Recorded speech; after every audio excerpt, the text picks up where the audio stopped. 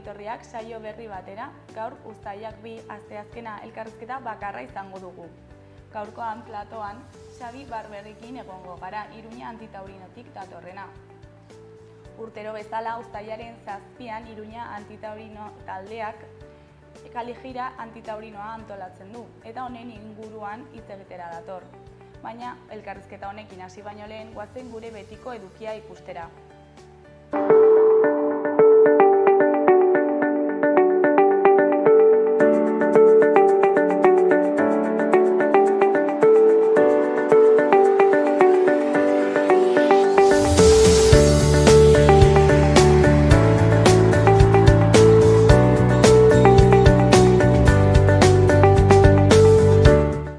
Orain gaurko efemerideak ikustera. 1609ko uztailaren 2an Pierre de Lacre inkisidoreak sorgin eiza abiatu zuen Lapurdin. Bertako hizkuntza, ohiturak, lan-molde eta abarretan deabroaren ukitua besterik ez zuen ikusten. Hizkuntza arraro eta ezezagun batean mintzo dira, horixe da lehen seinale txarra, idatzi zuen adibidez. Egun berean baina 1829ko uztailaren 2an Kuban esklabo moduan saltzeko zeramatzaten 53 Afrikar matxinatu ziren La Amistad itsasontzian. Kapitaina eta hainbat marinel hiltzea lortu zuten, eta gainerakoak behartu zituzten ontzia Afrikara bidean jartzera. Marinelek ordea engainatu eta Ameriketako Estatu Batuetako kostara eramaten zituzten. 1965ko uztailaren 2an ustekabea aita Donostia musikariaren jaiotetxean frankistek oroitarria jarri zutenean. Donostia eta Gipuzkoako agintariak bildu ziren Okendo kaleko bere etxera. Espainiako banderaz estalitako oroitarriaren estalkia kentzean sorpresa hartu zuten. Bertaratutako asko Gernikako arbola abesten hasi ziren, erregimen frankistari desafio eginez eta agintarien haserrerako.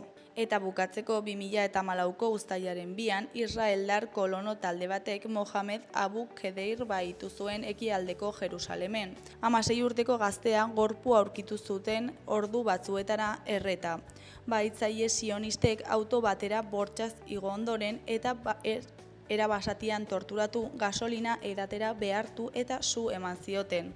Bahitzaileek aitortu zutenez, aste batzuk lehenago bahitu eta hildako 3 gazte israeldarrak mendekatu nahi zituzten. Krimenak istilua handiak eragin zituzten Gazan eta Israelek bonbardaketetin erantzun zuen, 2000 hildakotik gora eraginez, gehienak zibilak.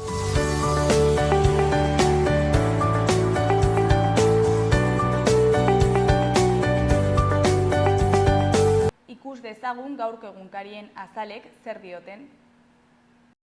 Diario de Noticiasen egunkarian horrela dio lerroburu nagusiak. 2 hilabetetako langileek greba mugagabea hasiko dute gaur. Atzo plantillari egindako kontsultan 500 langile baino gehiagorekin 412 langilek parte hartu zuten. 274 lanuzteen alde bozkatu zuten eta 158 aurka. Argazki nagusian, arga igeriketa klubetik igarotzean, gorputza freskatzeko leku jendetsuenetako bat. Honen lerroburuan beroa arintzen. Gaur temperaturak leundu egingo dira, atzo 40 graduko maksimoak lortu ondoren. Erdian dagoen lerroburuan, grisa kolorez nabarmenduta, ez dago zerdan aberesteko zantzurik. Banet Selesias abokatuak egunero azaldu duenez politikari lasai dago eta kartzela igaroko da. Ezkerreko berrian, Iruñeak Nagore Lafag gogoratzen jarraitzen du 17 urte geroago. Eskuinekoan alokairuko pisu turistikoek erregistratuta egon beharko dute. Goiko aldean, hori koloreko berrietan, alde batetik, Irati Etxarri Saskibaloiko Europako txapeldun ordenaren arabera, agian urrea jada gurea zela sentitzeaz bekatu egin genuen. Beste alde batetik, Real Madrid Osasuna liga irekitzeko mundialitoaren kontura. Diario de Navarra egunkarian honela dio lerroburu nagusiak. Santos Zerdanen espetxeratzeak presioa sartu diei inplikatutako enpresei. Ostiralean Akzionako ordezkaria agertu zen eta astelenean Antxon Alonso. Argazki nagusi bezala, Saiou Diopek atseden hartzen du ura edateko, Iruñeko azokako atrakzio baten muntaketarekin jarraitu aurretik. Honen lerroburuan bero bolada amaitzen ari da. Gaurtik aurrera temperaturak behera egingo du, baina herriberan oraindik handiak izango dira. Eskuineko lerroburuetan alde batetik behiabesetako langileek grebara joatea erabaki dute bozketetan. Beste alde batetik PPek Sánchezen bazkideen arteko pitzadurak aztertu ditu. Jarraian Osasuna Bernabeun hasiko da. Goiko aldeko berrietan batetik prest dago osasun zerbitzua. Bestetik udaltzaingoa zentroan. Azkenik gaur egun gaseko kortak irekitzen dituzte. Gara egunkarian, titular nagusian, Siden horrek salmentak eten dizkio Israeli, BDZ eta sindikatuen kritiken ostean. Siderurgiak jakinarazi du Israeli altzairua saltzeari utzi diola. Neurria Espainiako gobernuak apirilean iragarritako salmenta kontratuen etetearekin lotuta dago, eta BDZ-aren eta hainbat sindikaturen interpelazioaren ondoren etorri da. Argazki nagusian, Trump dugu kartzela bat inauguratzen. Lerroburuak horrela dio, Alligator Alcatraz Trumpen migratzaileentzako kartzela. Eskuin goiko aldean Laurent Perpignaren analisia dugu, Arabiar monarkiak isilik Iranen eta Israelen arteko talkaren aurrean. Ezkerreko zutabean, goiko berrian, bihotz kirurgiarako itxaron zerrendari tiro egiten zaio. Behekoan, Koldo Garziaren konexioa Guardia Zibilarekin eta poliziarekin. Beheko aldean dauden berrietan, batetik Imanol Intziarteren kronika dugu, aringarrienetan jendearen sufrimenduari aurre egiten diozu. Bestetik Feijóoren kanpainatik EAEko kultur legea egitera. Berria egunkariaren titular nagusian, elak salaketa bat jarriko dio Bilboko udalari, euskara eskakizunak murrizteagatik. Udalak 160-tik 140 murriztu du eskakizuna lan eskaintza publikoetan eta sindikatuak oso larritzat jo du. Elaren hitzetan, atzera pauso ikaragarriak egiten ditu udalak, soilik mehatxu bat eta gatazka juridiko bat daudelako. Argazki nagusian, bera-berako jokalari ohiak diren Ester Arrojeria eta Alba Menendez ditugu. Lerroburuan hauen hitzak ditugu. Taldekideekin egunerokoan bizi ditugun momentuen hutsunea izango dugu. Goiko aldeko berrian, Eliza izandakoak, beste bizitza bat kulturarako. Ezkeraldeko zutabean lau berri ditugu. Alde batet, Siden horrek ez dio altzairu gehiago salduko Israeli, saldu egiten ziola argitara atera ondoren. Bestetik, Ramiro Gonzalezen hitzetan, aldaketa handiak izan dira eta guztiak diputazio horrek gidatu ditu. Jarraian, Roda Scott organista eta abeslariak abiatuko du gaur Getxoiaz jaialdia. Azkenik, Kaledonia berriko ordezkariekin elkartzerakoa da gaur Macron, estatusaz eztabaidatzeko. Euskal Herria irratiari dagokionez, titular nagusian, Bilabesetako gidarien greba mugagabea abian da. Bilabesetako gidarien gehiengoak grebaren aldeko autua egin zuen atzo egindako galdeketan. Eskuineko berrietan, goikoan, 160 eta 140 arteko zerbitzu minimoak ezarri ditu mankomunitateak bilabesen greba dela eta. Uztailaren 2 eta 4 artean 160koak izango dira puntako orduetan eta 40koak ordu lasaietan. San Ferminetan 160 igoko da gutxieneko zerbitzua. Behekoan Josu Galetxen arabera, urte askotako lana eta gero lehen mailan epaile arintzeko ametsa betetzea lortu dut. Hurrengo denboraldian lehen mailako futbol epaile izango da Josu Galetx iruindarra. Prestakutza fisikoaz gain ordu asko sartzen ditu taldean jokatzeko modua eta partidak berrikusten.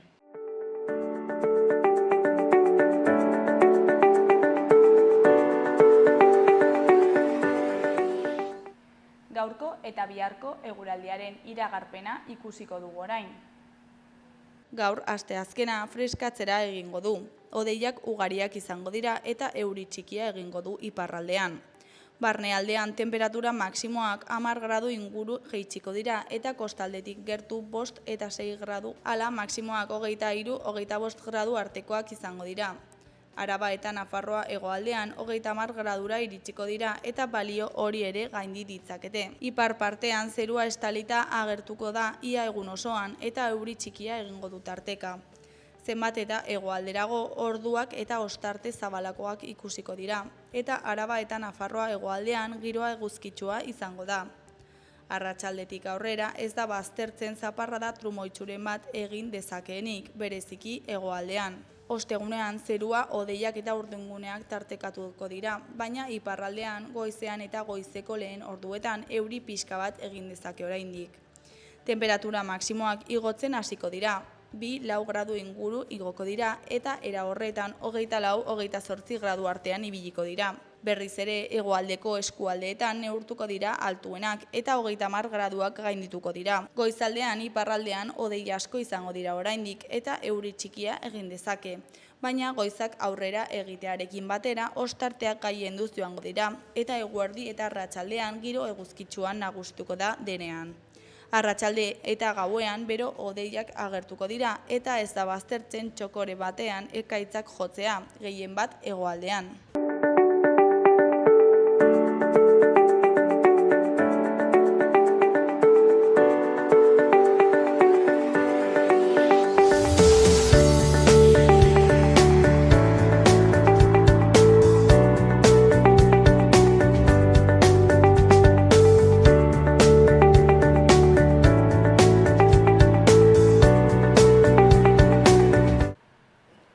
Kaixo, hasieran esan dugun bezala, orain Xabi Barberekin gaude, Iruña Antitaurinotik datorrena. Kaixo, zer moduz? Aupa, ongi.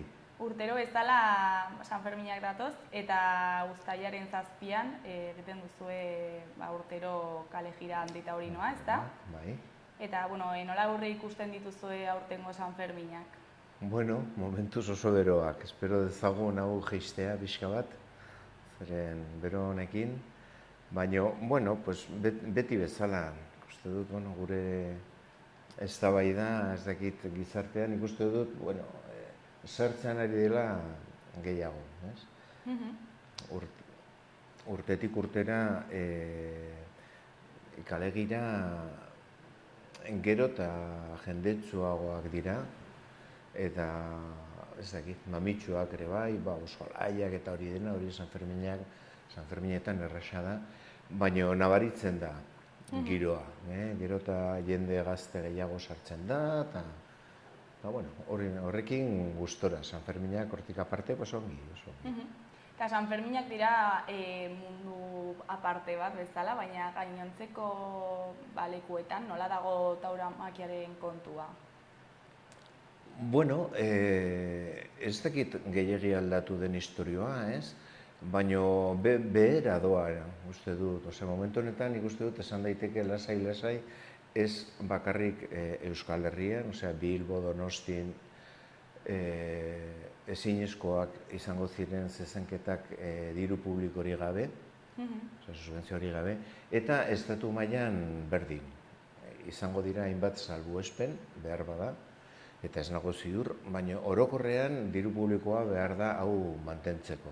Negozio hau mantentzeko. Bestela jendea, eta batez ere, lehen esan dudan bezala, Iruñean ikuste dut, estatu mailan ebai, gazteriaren artean gero eta gutxiago ikusten da zezenketak, eta zezenketak, ez dakit, eragiten duen sufrimendua zezenengan, ez? Eta orduan, behera doa argi eta garbi, dirudi. Eta Iruña antitaurinoa dela uste duzu?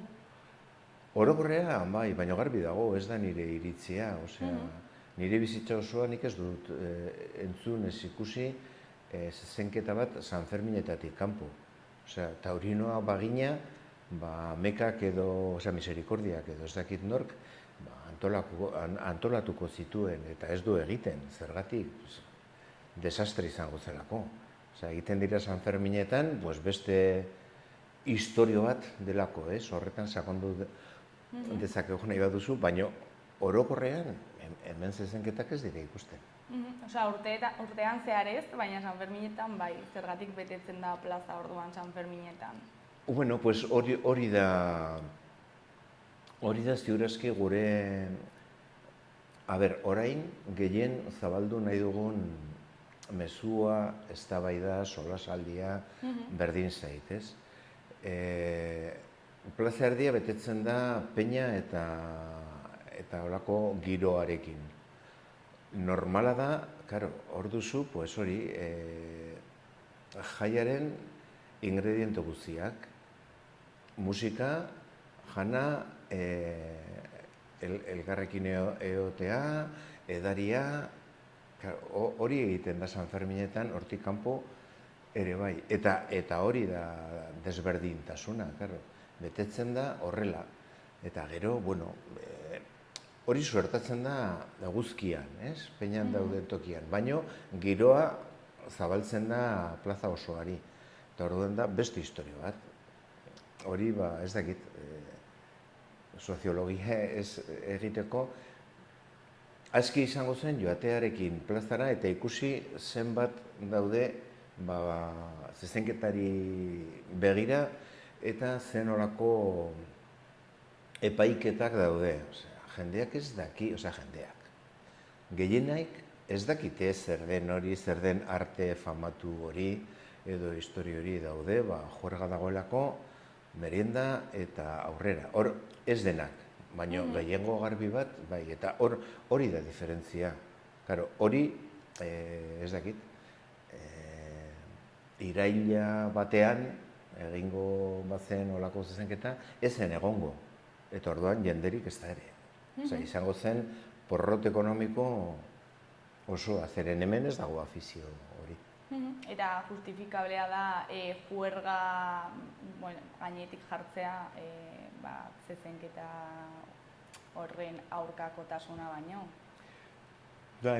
Hori da, guretzat erantzuna argi eta garbi, ez.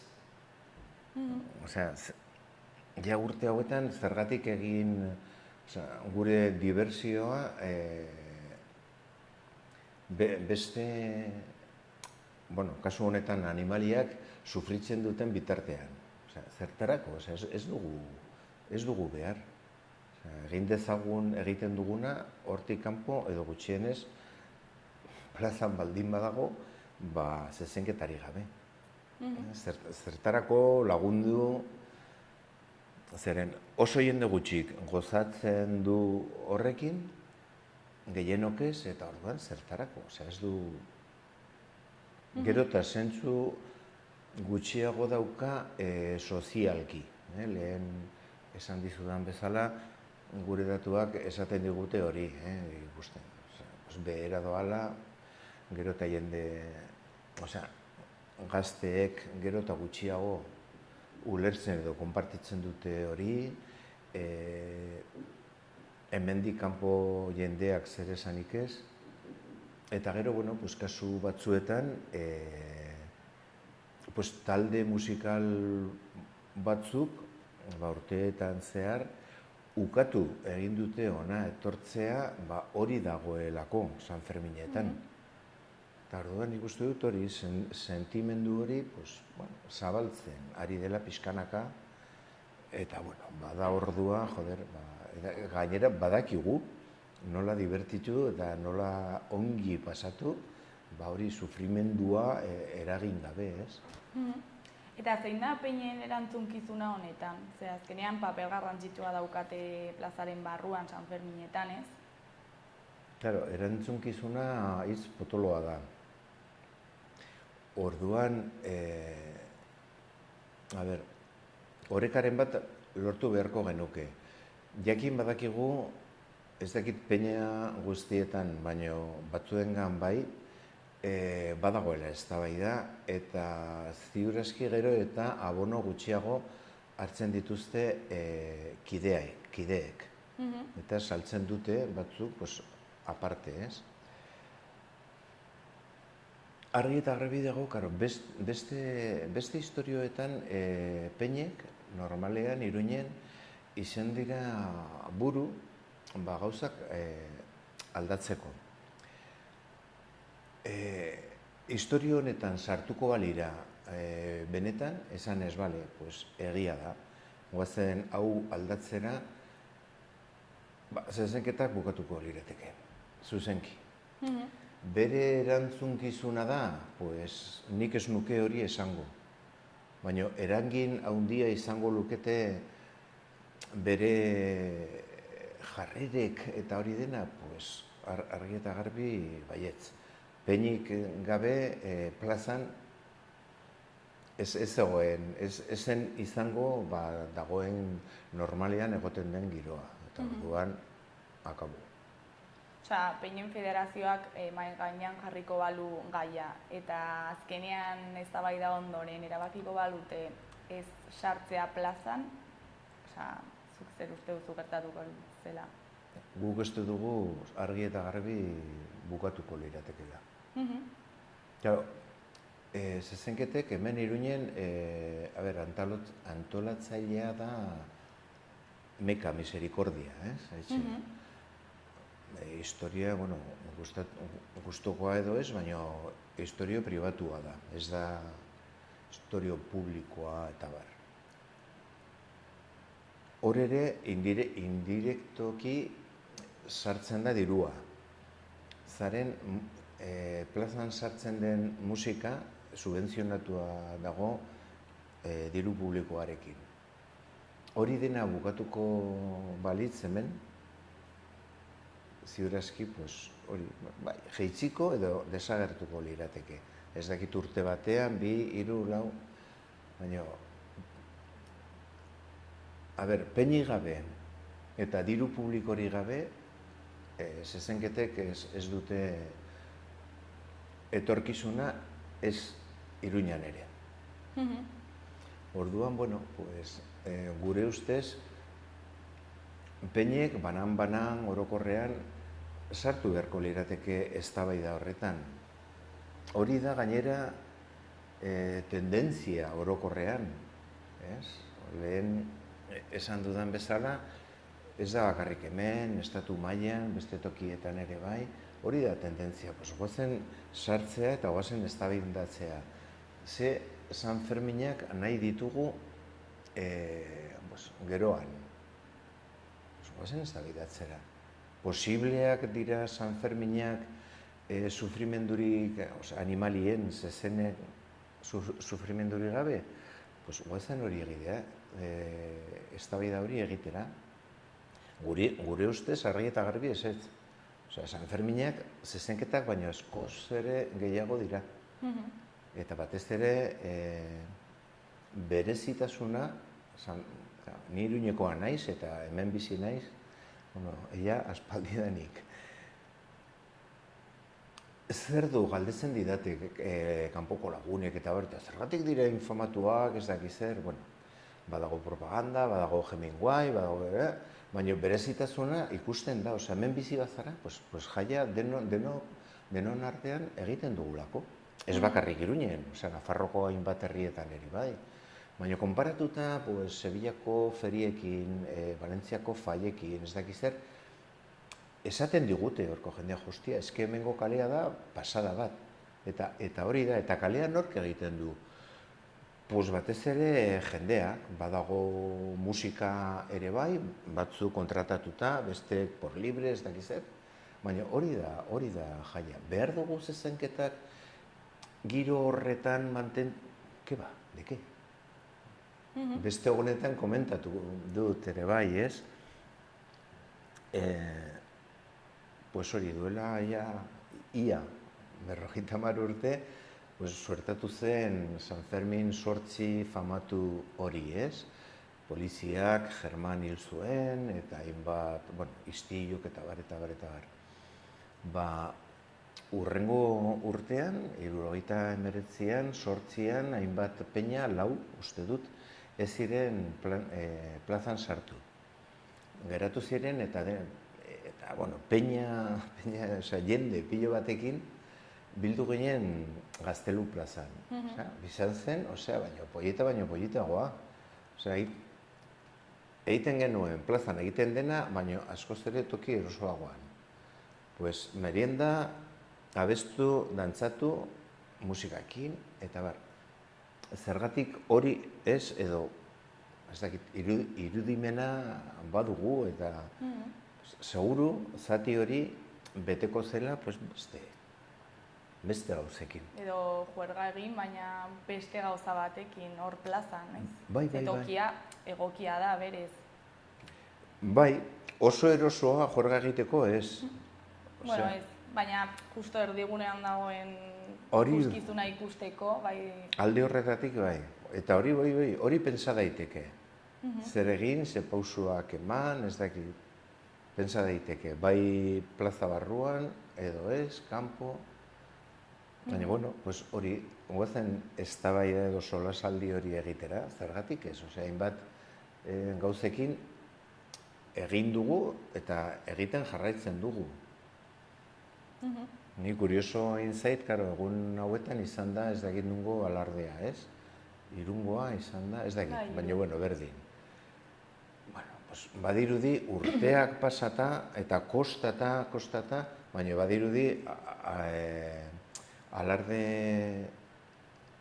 nola esaten da, igualitario, pues, azten ari dela argi eta garbi. Pues, eta ziurazki hainbeste arazorik izan gabe pixkanaka. Pues hemen historio honekin ziurazki ere bai. Osea, tradizioak ez dira hain luze eta hala ere, luzeak balira ere, tradizioak bai, segun eta. Osea, dena ez dugu mantendu behar. Osea, hainbat gauza aldatu dugu, pues hau ere alda daiteke. Onerako baldin bada, pues aurrera. Eta badakizue Iruñeko udalean eztabaida piztu den edo ez? Barruan ez, nik esanen nuke, baina hau da espekulazio bat, osea, ez dakit. Alderdientzat, instituzioentzat, eztabaida pixka bat beldurgarria dela, osea, beldurra sortzen duela. Karo, alde batetik hori beti izan dira hemen Sanferminak, zezenketak, diru handia mugitzen da horren inguruan, tradizioa edo ez daki zer, beldurra dago eztabaida horrekin, hori da gure iritzia. Igual ez. Momentuz ez da sartu hor, baina Sanferminetako mahaian saiatu gara sartzen historioa. Bueno, nik uste dut pixkanaka hor ere bai aurrera doala. Uste dut, edo uste dugu. Lortuko dugu momenturen batean beldur hori desageraraztea alderdiengan, instituzioengan.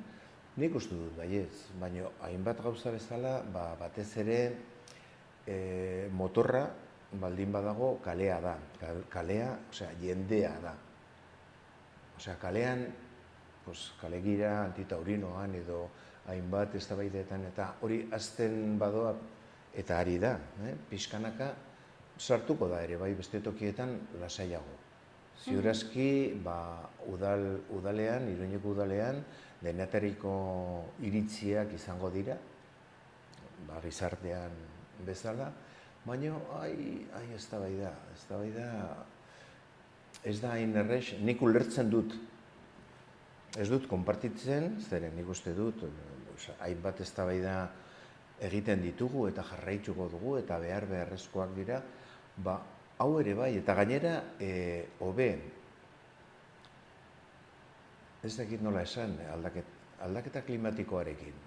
Egin dezakegu orain egiten ari garena, ez dakit ez ikusiarena egin, ez da ezer pasatzen, eta gero suertatzen da hau bezala, osea, ekainean olako aste monstru hau, ez dut inoiz bizi olako astea ekaina batean, edo egin dezakegu saiatu gure bizi moduak aldatzen, produkzioa, honekin ere bai, nik uste dut, gero etorkizuneko Sanferminak izango direla desberdinak. Gai honekin ere bai, zeren hau momentu batean edo bestean desagertuko da. Askoz ere hobe guk egiten badugu aldaketa, kanpotik etortzen bada baino. Joder, ausardi pixka bat, gutxienez eztabaida plazaratzeko, zabaltzeko, eta ikusiko dugu. Hala ere, aurkakotasun hori edo aldaketa hori biztanleetik etorri behar da, ze gero udalak, ez dakit nola azaldu, ondare kulturala deniz bakarrik egin dezakeena da ez antolatu, baina ezin ditu debekatu, ez? Zezenketak. Hor, harrapatzen hauzu. Ez dakit zeren nik dakidanez Katalunian debekatuta daude. Baina eskizakit den debekatuta daudela, Ja, edo ez edo ez direla ofizialki antolatzen. Bai, lortu beharko genuke egia da legalki ere, estatu mailan igual, lege hori ondare kulturarena aldatzea. Erraztuko luke eztabaida, baina esan duzun bezala, udalak sartzen ez bada rollo horretan ez dago zezenketarik. Udalak ez badu sartzen, adibidez, egitarauan ez dira agertzen zezenketak. Eta ez badu laguntzen, akabo. Aldaketa legal batekin hobe, hori argi eta garbi. Eta, eska dezakegu ere bai, Iruñeko parlamentura, Nafarroako parlamentura, eta izango zen beste modu bat, eztabaida zabaltzeko. Baina hala ere, batez ere hemengo, ez dakit, lehen erabili duzu hitz potolo hori, baina hemengo ardura da ere bai hori udalarena, ez? Ez bakarrik, baina igual nagusi bat bai. Eta San Ferminetan, ze beste aukera daude justo ordu horretan, arratsaldeko parte horretan, San Ferminei kontraprogramazio hori egiteko? Nik hori ez dakit, lehen esan dudan bezala, taldeetan, gizartean, irudimena oso zabala da eta seguru asmatuko zen zerbait. Baina, paseo bat eman besterik ez da. Jende gehiena ordu horretan ez dago plazan sartuta. Jende gehiena kanpoan dago. Eta hala ere, ez dira hiltzen, ez dira aspertzen, ez dira... Ni askotan egon naiz paseo bat ematen eta bar. Hori besterik egin gabe bakarrik, kaina pare bat hartu, edo merienda nahi baduzu, merienda. Eta gero programan, gauza pilo bat egin daitezke. Izango zen, jendeari sartzen bazara, edo jendea benetan, taldeak, peinak, eta bar, sartzen badira eztabaida horretan, behin zezenketak enduta, seguru beteko zen, ez dakit, zulo hori, baina berehala eta gainera jendez beteko zen dena betetzen den bezala San Ferminetan. Edozein tontakeria eta jendea agertzen da toki guztietatik. Hori ez bakarri gai honetan, baizik eta nik jendeengan konfidantza dut, zeren, da pasada bat, nola lortzen dugun irudimena kolektibo horrekin gauzak asmatzea eta egitea. Beste gaietan, orduan honekin, seguru egingo zela. Eta gero, eskutik datorren beste kontu bat da entzierroa. Zer gertatuko zen entzierroarekin? Momentuz, gutxienez, Iruña Antitaurino taldearentzat ez da eztabaida. Badakigu loturak daudela. Baina izango zen beste bat. Beste eztabaida bat. Zer egin entzierroarekin. Ni ez nahi sartuko, zeren taldean ere ez gara sartzen. Ez da, uste dugu ez dela momentuko eztabaida. Sufrimendu potoloena, entzierroan ere bai, badago ere bai, ez bakarrik erortzen direnentzako, baizik eta zezenentzat, baina ez du konparaziorik zezen plazan suertatzen derarekin. Orduan, momentuz, gure fokoa dago hor. Hangakoa da zer egin zezenketekin. Behin hori kenduta encierroa zer, bueno, pues, ez dakit, nik esanen nuke aukera asko dagoela, osea, beste tokietan egiten den bezala. Edo kendu ere bai. Ez dakit, hori, baino ez da gure eztabaida momentu honetan, Pausoka, ez? Bueno, bai, orokorrean esan dudan bezala guretzat, oinarri bat da, sufrimendurik gabeko jaiak, ez personenak, ez animaliena. Nun dago puntu kritiko bat momentu honetan, zezenketetan, goazen horri ematera, eta ea ze suertatzen den. Ondorioak, ikusiko genuke, gero, zer egin.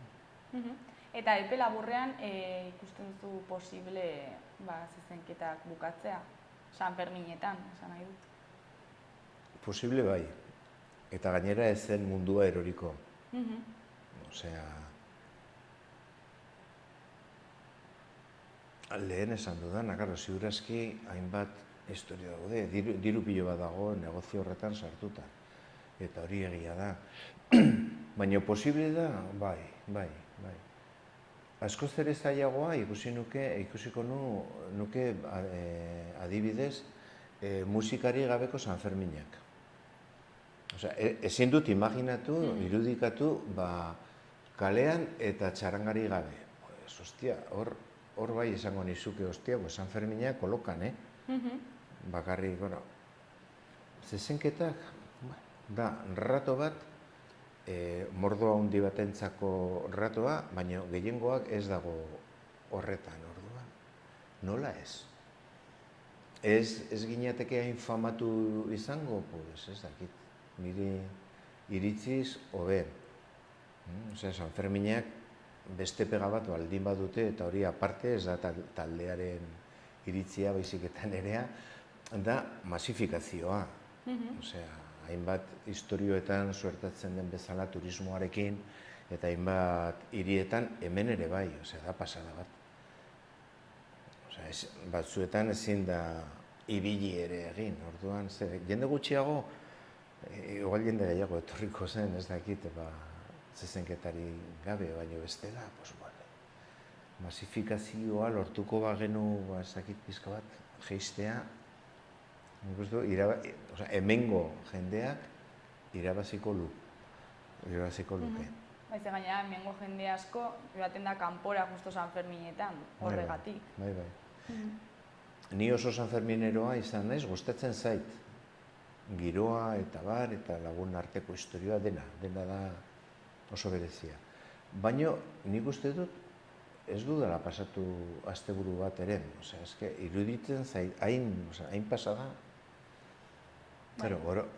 Orain hasi naiz bizitzen, duela paleozenoan bizitzen nuen giroa, ez? 11 urteko semearekin, nirekin dagoenean, berak San Ferminak nahi ditu.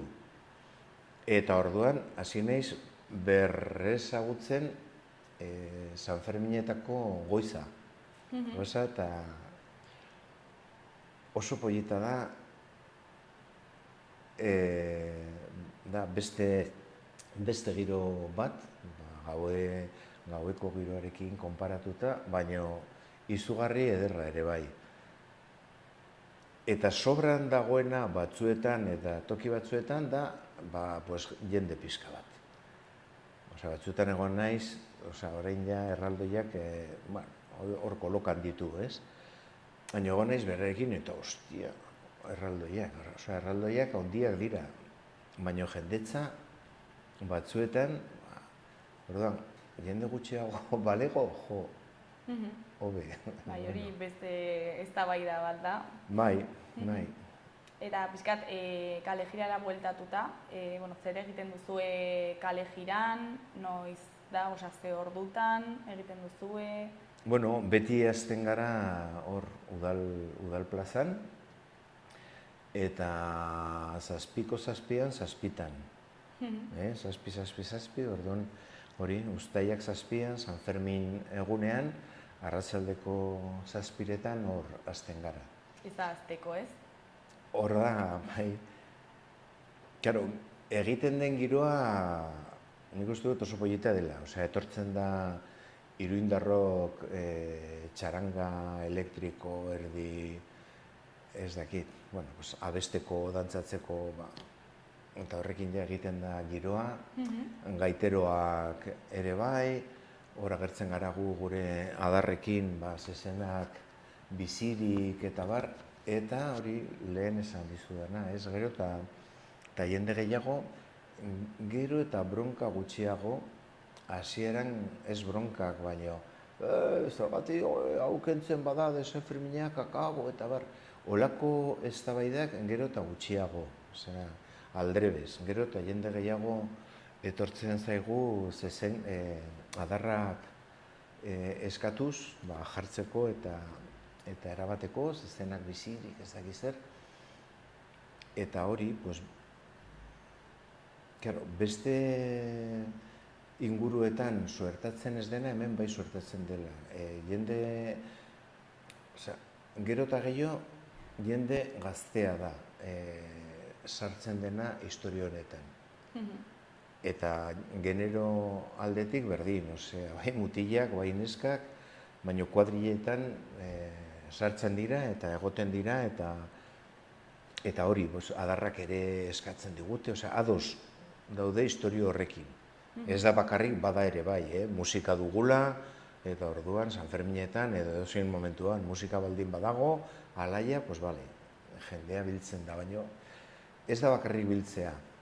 Sartzen dira ikusten da, beste giro hori.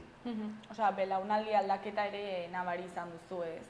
Nik esanen nuke bai, ez, argi eta garbi. Baina inkestak hori esaten dute ere bai, estatu mailan, orokorrean. Jende, gero eta jende gehiago dago zezenketen kontra, baina bereziki gazteriaren gan. Eta aurtengoan, zer espero duzue? Aurtengo kale jiraz? Berdin, espero dezagun hainbeste beroa ez egotea, zer hau da pasada bat, eta orduan, baina, bueno, gauza bera, beti biltzen gara hori zazpi, ez? Sanferminen egunean atzaldeko 7:00, eta normalean jendea hasten da hor inguratzen, eta musika hasten denean, hasten gara, normalean kale nagusitik gora, edo, bueno, ikusten dugu. Espero, hori gero eta gehiago handitzea pixka bat, eta gutxienez, egun horretan, hori da zezenketaren ordua, gutxi gora bera, zezenketa martxan dago ordu horretan. Eta, bueno, espero dezagun berriro ere lortzea, irudikatzea, Iruñan ere badagoela beste jende mordo bat, bueno, ez dagoela ados horrekin, eta gainera jakin badaki zer egin, nola divertitu eta bar, ez? Bueno, Sabila, bukatzeko, ez dakit zerbait gehiago komentatu nahi duzun, jendeari zerbait esan. Bai, historioa da, eske oso tristea da, ez? Ari gara gure oinarrizko historioa honetan da sufrimendua, zezenketen, zezenen animalien sufrimendua eta bar. Eta hostia duela 2 urte ari gara bizitzen genozidio bat, Israelek eginiko genozidio bat, Palestinan, eta nik uste dut hori aipatu egin behar dela. Nik ezingo nuke honetaz hitz egin, animalien sufrimendua hori aipatu gabe. Eta jakin badakit bai munduan, bai hemen, sufrimendu mota bat dagoela. Baina genozidio hori, ari garela bizitzen horrela, apurtu behar ditugu harremanak Israelekin, hori hau bukatu arte. Utzi sueten bat laguntza humanitarioa sartzen, eta bitartean Israel kanpoz. Ezin da, niri barruan sentitzen dudana edozein momentuan, prenseiru, toki guztietan agertzen zaigu, ezin behar da, utzi Palestina lasai eta bukatu genozidioarekin. Gainera urten San Ferminetan presentzia handia izango dute. Bai, oso polita izan da, nik uste dut, historioa, gero eta jende gehiago hartu du parte esaten dutena, ez, botazioan. Eta, bueno, nire gusturako, jala Palestinak irabazi du. Izugarri ederra, nik, itxoiten ari naiz kuriositatez eta nola suertatuko den, baina, da, momentu hori, mundu osoan ikusten da, milioika personek ikusiko dute, eta, bada beste toke bat, ea, denon artean lortzen dugun, bukatzea horrekin. Tasio nire lagunaren, ezakit ikusi duzun,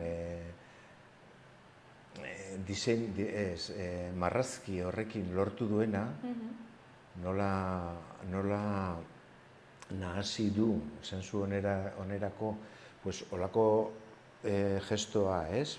Iruñeko, San Ferminetako zapiarekin, eta hortik bera, zuzen agertzen dela, zeren hori gorria da. Palestinako bandera, hori mundiala da, Eta hori nik uste dut ikusiko dela, zeian, udal plazan, eta, pozgarria da, ezin dugu pasatzen uzten horrela, lehen esan dudan bezala, ikusiarena egiten, zeren hori da, gure aurrean dugun genozidio bat, da, hilketa masiboa da, pasada bat. Eta orduan, zerbait egiten badugu eta beste area granu bat baldin bada, venga, eman dezagun pausu hori, ea ze sortatzen den zeian. Eta ere, jai konstienteak izatea, ez? Bai. Jai honekiko. Bai. Hemen, Euskal Herrian aspaldi denik esan dugu, jaia eta borroka ez dakiz zer, bakoitzak betetzen du hori nahi duen eran, baina nik uste dut ere bai, eztabaida izan da, honekin, ez, nola egin historio hori, Palestina ez dakiz zer, eta gero, juergan sartu, eta bitartean Palestinakoa jarraituko du. Egia da, baina merezi du. Ez dugu San Ferminak aterako, geldi arazteko historioa egingo, ez dugu nahi gainera, orokorrean, baina gutxienez momentu bat izango dugu gogoan eta gainera zabalduko dugu mundura aski dela horrekin. Kompatible, bakoitzak biziko du ahal duen moduan, hainbat kontraesan dugun denok historio askoekin, baina nik uste dut merezi duela eta oso polita izan dela, Iruñeko tradizioa gutxienez nire belaunalditik aurrera nahiko antimilitarista izan dela, ez dakit antimilitarista, pacifista, insumisoak hemen izan ziren piloka eta hori nabaria izan zen, OTAN historioarekin eren egun ere bai, ez? Bozkatu genuen ezetz, eta bar. Eta hau da beste pausu bat. Eta ez da jende gutxi, bozkatu duena, jende mordo bat, edo mordo batek egin du. Eta berriro agertzea, hori, ez da egula berdin, olako gerra, olako historia, oso polita da, eta zerbait gehitzen badiogu borroka horri gerra horren kontrakoa eta aurrera eta pozerako. Sabi, zuri eskerrak eman, beti bezala gurera etortzeagatik, gainera bero handi honekin. Bai. Eta ea zer moduz joaten diren San Ferminak eta zazpieiko kale jira. Bale, eskerrik asko zuei ere, zeren hau merezi du, holako lehioak edukitzea, mezua zabaltzeko, eta zuek laguntzen duzue ere bai, ez? Así que aurrera jo zueke bai, naiz eta beroa eta hori dena. Mila esker, ondo zerri zabi, horrengora arte. Zuei, gero arte.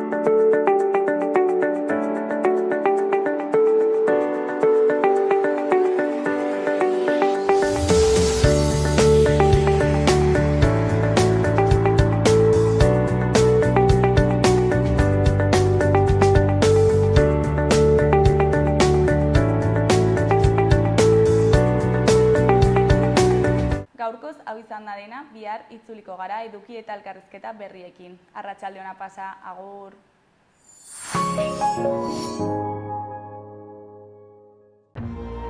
Gobierno de Navarra. Nafarroako gobernua.